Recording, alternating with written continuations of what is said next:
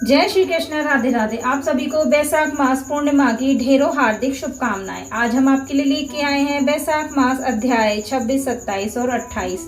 तो आइए शुरू करते हैं। अध्याय 26। श्रुतदेव जी कहने लगे कि शंख ऋषि और व्याघ्र उसको इस प्रकार देखकर बड़े विस्मय से पूछने लगे कि तुम कौन हो और किस पाप से इस योनि को प्राप्त हुए हो, और अब किस शुभ कर्म से तुम्हारी बुद्धि शुद्ध हुई और अकस्मात मेरी मुक्ति हो गई। शंख के इस प्रकार पूछने पर पृथ्वी पर दंडवत गिरकर सिर झुका और हाथ जोड़कर कहने लगा कि मैं कुसिद मुनि का पुत्र रोचक नाम वाला प्रयागराज का ब्राह्मण था। आशय, शयन, निद्रा, लोकचर्या, ब्याज लेना, यही मेरा काम था। मेरी किसी के प्रति श्रद्धा नहीं थी। इसी समय भगवान के प्रिय बैसाख मास में जयंत नाम का एक ब्राह्मण आया और उस क्षेत्र के रहने वाले बहुत से हजारों स्त्री पुरुष उससे बैसाख मास की कथा सुनने लगे। सब लोग प्रातःकाल स्नान कर मन लगाकर उसकी कथा सुनते। मैं केवल कौतुक देखने के लिए उस सभा में जाया करता था। मैं सिर पर पगड़ी बांध पान चबाकर बड़े दम्भ से वहां जाकर लोगों से इधर उधर की बातें करता और उनका मन कथा से हटाता था। उसी दोष के कारण मेरी बुद्धि नष्ट हो गई। अब मैं 84 लाख योनि भोग कर इस रूप में इस वृक्ष के कोटर में बैठा हूँ। देवयोग से आपके मुख से निकली हुई कथा को सुनकर मेरे सब पाप नष्ट हो गए और दिव्य देह प्राप्त हुई तथा मैं आपकी शरण में आया हूँ। मैं नहीं जानता कि आप मेरे कौन से जन्म के बंधु हैं। मैंने तो कभी किसी का कोई उपकार नहीं किया, फिर सज्जनों का संग कैसे हुआ? आप मुझ पर कृपा करके कहिए। शंख मुनि ने बड़े प्रेम से उसको उठाया और उनके स्पर्श से सब पाप नष्ट हो गए। फिर उस दिव्य रूप धारी ब्राह्मण पर कृपा करके सब वृतांत कहने लगे कि हे ब्राह्मण, बैसाख मास में भगवान विष्णु का महात्म सुनने मात्र से सब पाप नष्ट हो गए। तू कर्म से अतिवाहिक लोगों को जाकर फिर दर्शाड़ देश में ब्राह्मण के घर जन्म लेगा और वेद शर्मा नाम से प्रसिद्ध होकर सब विद्याओं में निपुण होगा। प्रत्येक जन्म में तुझे जाति स्मृति रहेगी और तुम संपूर्ण इच्छाओं को त्याग कर बैसाखोक्त विष्णु के प्रिय धर्म को करोगे। निष्प्रह गुरु भक्त और जितेंद्रिय होकर उस जन्म में सदैव भगवान की कथा सुनने में तत्पर रहोगे और इस प्रकार सिद्धि को प्राप्त हो जाओगे और सब बंधनों से मुक्त होकर दुर्लभ मोक्ष पद को प्राप्त करोगे। डरो मत, मेरी कृपा से तुम्हारा कल्याण होगा। जो किसी प्रकार श्रद्धाहीन होकर भी भगवान के नाम का स्मरण करता है वह भी निर्मल होकर मुक्त हो जाता है, और जो श्रद्धा पूर्वक जितेंद्रिय होकर सुनता है फिर उनका कहना ही क्या। जो कोई भक्ति से अपना द्वेष से भी कथा आदि कहते या सुनते हैं अथवा भगवान की उपासना करते हैं वे सभी मुक्त हो जाते हैं। भगवान के भिन्न यश से अंकित भी अनेक नाम हैं। उन्हें साधु महात्मा सुनते, गान करते और भजन करते हैं। मेरी भगवान की सेवा में न कष्ट उठाना पड़ता है न धन खर्च होता है। जिसके स्मरण मात्र से प्रकाश में धाम मिलता है उस श्रद्धालु परमात्मा की कृपा में हम जाते हैं। तुम भी उस नारायण की शरण में जाओ। वैसाख धर्म के कार्यों को करो, इसी से भगवान तुम पर प्रसन्न होंगे। ऐसे कहकर मुनीश्वर चुप हो गए। तब व्याघ्र को देखकर वह दिव्य पुरुष मुनीश्वर से कहने लगा कि महाराज, मैं धन्य हूँ। आपकी कृपा से मेरे पूर्ण भाग्योदय हो गए। आपने मुझ पर बड़ी कृपा की जिससे मेरी यह दुष्ट योनि चली गई। ऐसा कहकर वे परिक्रमा कर आज्ञा ले स्वर्गलोक को चला गया। जब संध्या हो गई तो शंख मुनि व्याघ्र सहित रात्रि को वहां ही रहे और शंख मुनि भगवान के अनेक अवतारों और इतिहास की कथा सुनाते रहे।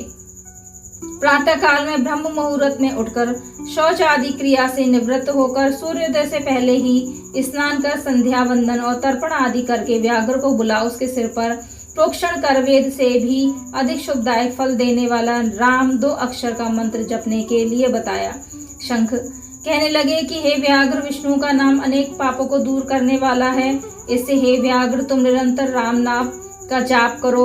यह संसार के सब बंधनों को काटने वाला है। श्रुति देव जी कहने लगे कि जूते दान करने से ही व्याघ्र को कितना दुर्लभ ऋषित्व प्राप्त हुआ। जो कोई इस पापनाशक कथा को सुनेगा उसका संसार में फिर जन्म नहीं होगा।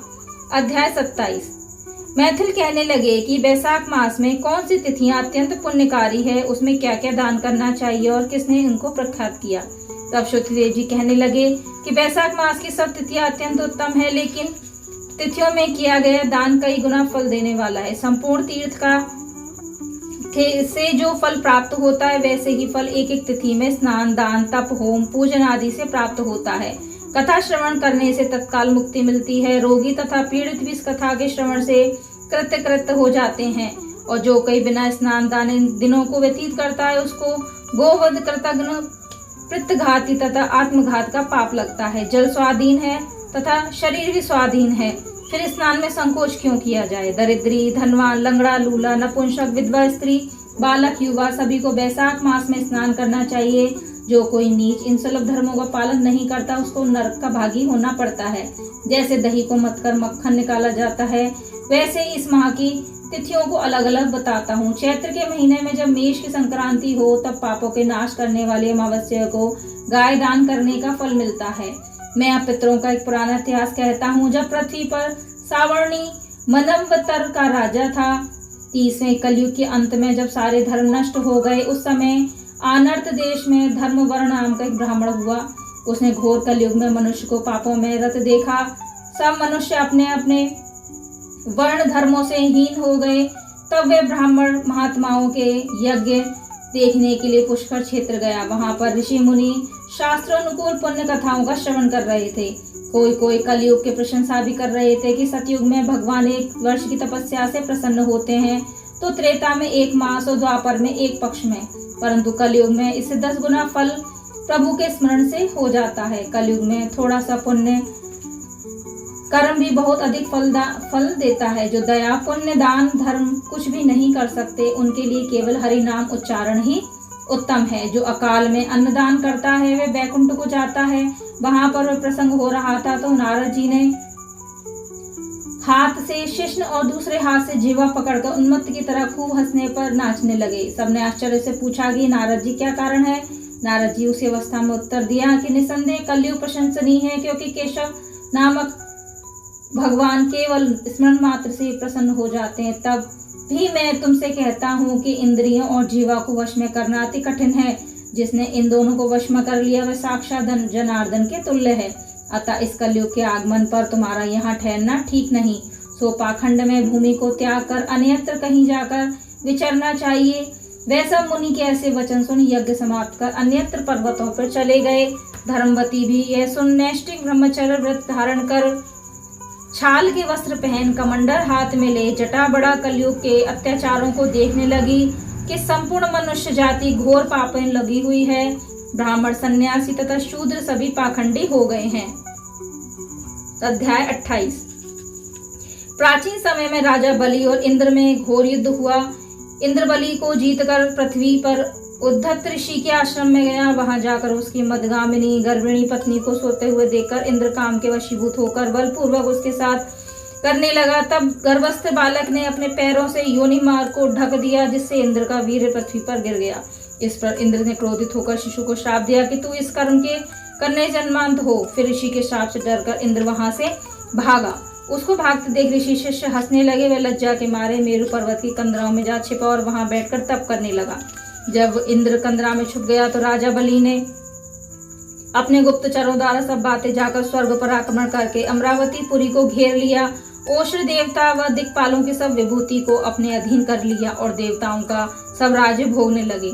जब अग्नि आदि सब देवता दैत्यों से दुखी होकर बृहस्पति जी के पास गए और उनको सब वृतांत सुनाया और कहा कि राजा, बिना हम सब देवता के अनाथ हो गए, सो आप विचारिए कि स्वर्ग के राजा इंद्र कहाँ हैं और कब आएंगे। तब देवगुरु बृहस्पति ने इंद्र का रसातल में बलि को जीत उद्धत के आश्रम में जाना और ऋषि पत्नी के साथ बलपूर्वक करना एवं शिष्यों से अपमानित होकर कंदरा में छुप जाने का समस्त वृत्तांत देवताओं को सुनाया और कहा कि अब इंद्र शुचि के सहित गुफा पर घुसा हुआ है और अपने किए हुए कर्म का पश्चाताप कर रहा है। और सब देवता उसी कंदरा में पहुंचे, जिसमें बैठे हुए इंद्र को देखकर सब उसके बल और वीर की प्रशंसा विख्यात स्रोतों द्वारा उसे प्रसन्न करने के लिए देवता सब प्रसन्नता करने लगे।